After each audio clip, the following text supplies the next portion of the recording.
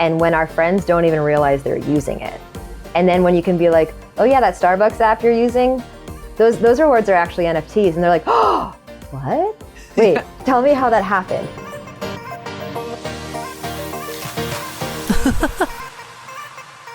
Welcome to the Girl in the Verse video podcast. Today, I'm joined by Brittany, who is the head of business development for HARPIE, the company that created the first on-chain firewall preventing hacks, scams, and theft at ETH Denver in 2022. Brittany specializes in enterprise-grade blockchain security solutions. Previously a leader in the consumer technology industry, she was recently listed as one of the 40 under 40 and honored with the title Woman to Watch at CES 2022. Brittany, thank you so much for joining us today. Thank you for having me, Melina. I don't think it ever gets less awkward to have your bio read to you, but thank you for the wonderful introduction, and I'm so happy to be here. You are one of the 40 under 40 women to watch at CES 2022. What was that like? Wow, congratulations. Thank you. Well, it's actually two different things. So I was on a 40 under 40 list in consumer electronics, which was a massive honor. It really caught me by surprise. I thought I was being punked when somebody called me. Where's that? But I was a little bit number to it because the first time I really did think I was getting punked was when I got the call from the nomination for Women to Watch at CES. That was a really special moment because it came from, it was at the Consumer Technology Association reception. I was awarded by my peers in the women's organization, which has been a part of my life since I was barely old enough to drink. The women that have been in my cohorts through that organization have watched me from like full on, barely a teenager anymore to engaged, married, mom, nursing mom at conferences, breaking all the rules, dragging my kids to business events. Like they've watched me through all of that.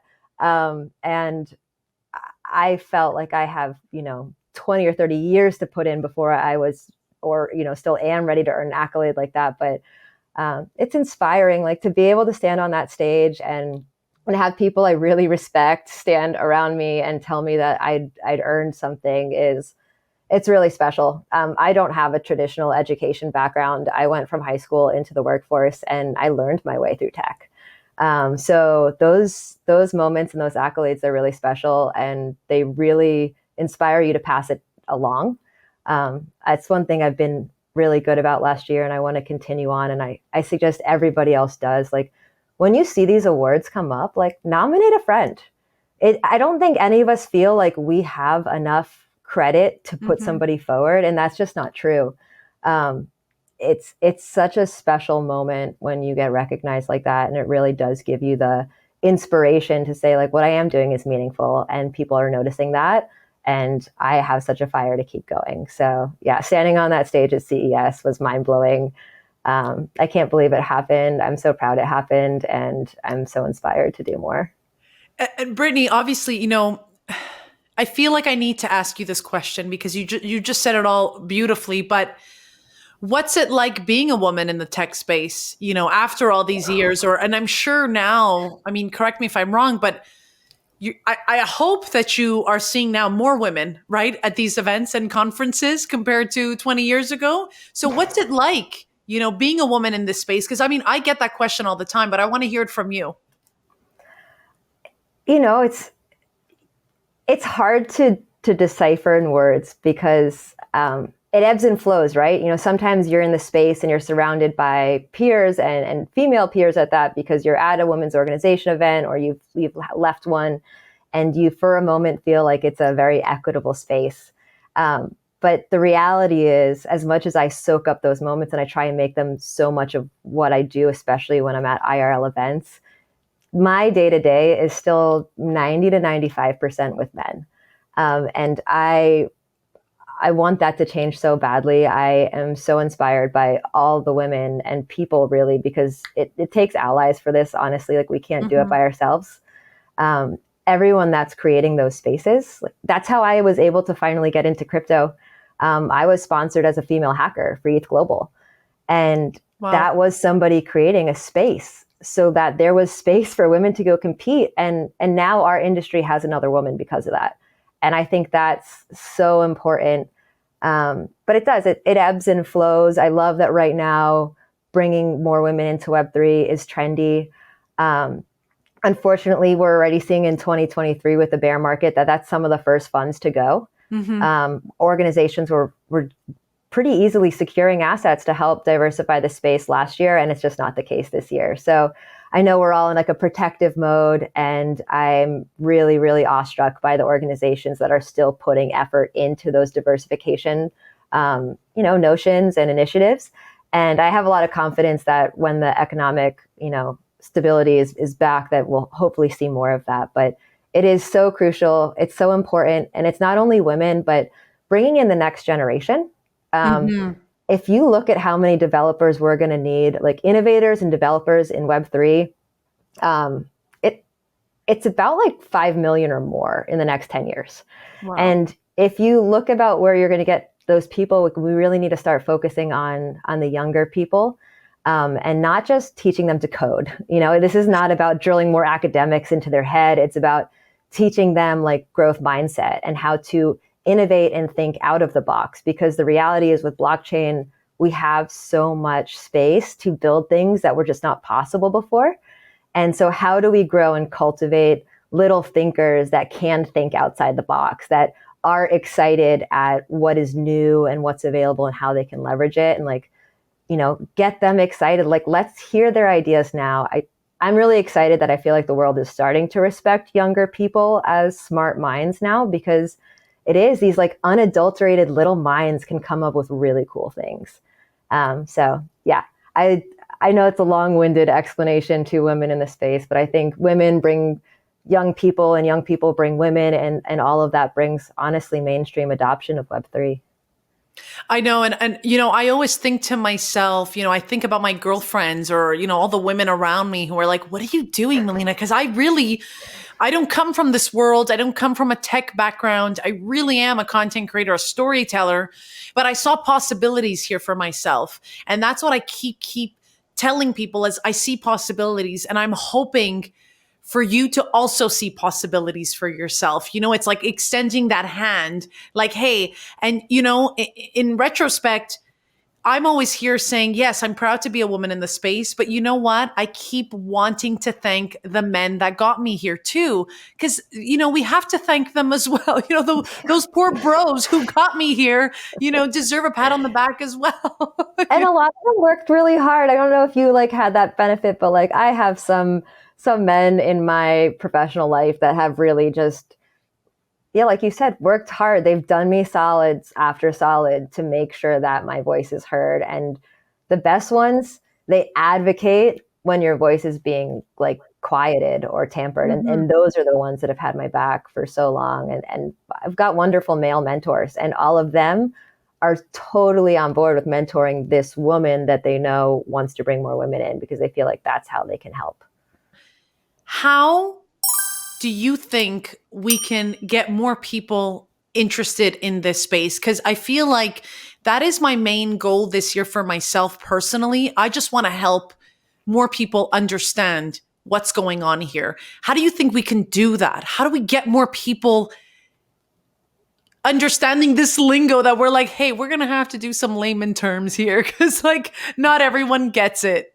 Well, I think you just sort of hit the nail on the head. It's when it becomes beyond having to retranslate it into simple lingo or layman's terms, and when our friends don't even realize they're using it. And then when you can be like, oh yeah, that Starbucks app you're using, those rewards are actually NFTs. And they're like, oh, what? Wait, tell me how that happened. And then when they realize that there's not this barrier or this wall, I think that's really helpful. Reddit crypto pilled a whole bunch of people without knowing. And as those people slowly realize, oh, you don't really understand. Oh, do you have one of those Reddit avatars? Obviously my girlfriends don't really have Reddit avatars, but mine either. My 18-year-old brother, who was totally, I'm not a crypto person. I don't really believe it or understand in it. And I was like, oh, but you have a Reddit avatar, right? He's like, yeah. I was like, that's an NFT. He's like, what? And I was like, yeah, look, there, it's in your wallet. And he's just like, and he's largely been crypto pilled since then, because that was the first time he ever experienced passive crypto adoption. And when you realize, I think that's sort of like that moment, and especially for my girlfriends, like I keep trying to find that moment to like give them a POAP or something with just like silly where they don't realize they've got an NFT. I totally did it at CES, by the way. I made my like non-crypto friends dive way too offline at the end of this conversation, but basically I grew up in the CES space. Like my original technology background is in consumer electronics, specifically in like residential spaces. So this is the first year I showed up to CES with a crypto hat on, and all of my non-crypto friends, I was like, scan my POAP, scan my POAP, scan my POAP. And none of them knew what a POAP was. But because of Magic Link and because you can set up a wallet with an email, they all now have POAP. So they all had their first NFT. And like, that was a really fun conversation to have when they just scanned a QR code. And I'm like, no, like you have that. That's yours forever. You can give it to a friend. You can show it to me in 20 years. Like that is something that's yours forever, wherever you want to look at it. It's on chain, it's yours. And I think that's like that magic moment that's going to let us crypto pill more of our friends. And I think in the meantime, just, living our best lives in Web3. Like you've created this special space where you're a content creator and you get to travel with your partner, like, and be around. And like, that's really cool. Like I dove out of corporate America and was able to find a role that supports me as a mom. I'm not even like a normal mom. I'm a homeschooling mom. Like my kids world school with me. Like we actually like hanging out and learning together.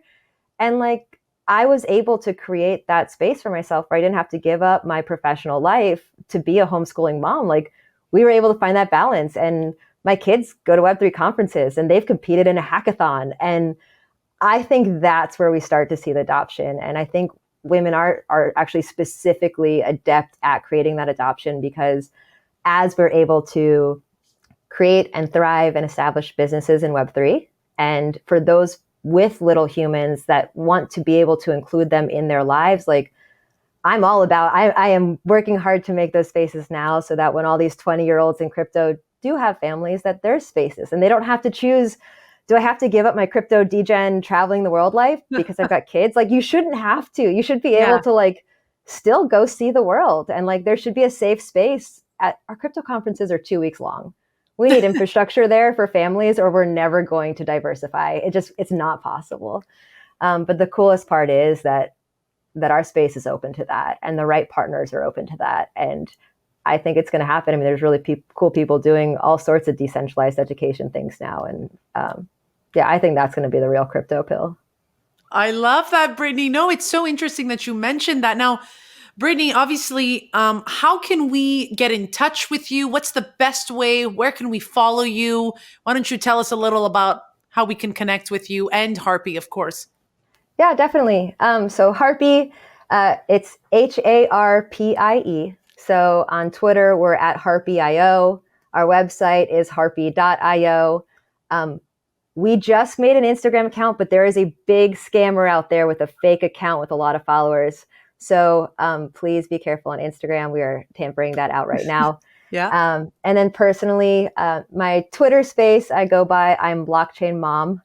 On Instagram, I'm Blockchain Mom. And I am a crypto boomer. I'm on LinkedIn a lot. So please feel free to find me there. My name's incredibly hard to spell, but I'm sure Melina will make it available somewhere within this podcast. Yeah, all the links will be please down feel below. free to reach out. Yeah. Thanks so much. I love talking to people. No, it's funny that you mentioned LinkedIn because recently, as I post, my videos on LinkedIn, I've been getting a lot more crypto people, which is fun because it's fun to see your own social pages change and like who's following you, who stops following you, who starts to follow you. It's awesome. Like you said, you almost have to like enjoy the ride, just enjoy it. Right. Oh yeah. I mean, in November, I posted this LinkedIn post. Hey world, I'm blowing your mind, but I'm leaving my cushy corporate career and I'm going to Web3. And like days later, SBF imploded. But I've been so focused on crypto Twitter, I realized I haven't actually updated anyone on LinkedIn. And I think half of LinkedIn probably thinks I lost everything in FTX and I'm curled up in a corner.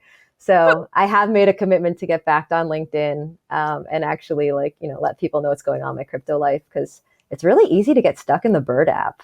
It's one of those things where now, Brittany, that's my goal, is to remove myself not fully from the bird app, but really, because again, when we keep talking about onboarding, my girlfriends are not on Twitter. They're like not on Twitter. So, No. right? You just got to go get the people where they're not right now, and they're not on Twitter. Agreed.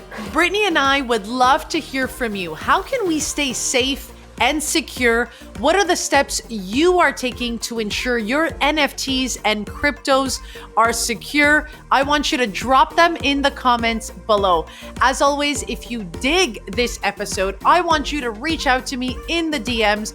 We all know that is where the juiciest conversations are happening. I love it when you write to me telling me what piece of content you love the most this week. I want you to drop it in my DMs. You can follow me everywhere on social media at Girl in the Verse. Of course, I want you to hit the like and follow right here on YouTube, and I will see you next time. Bye.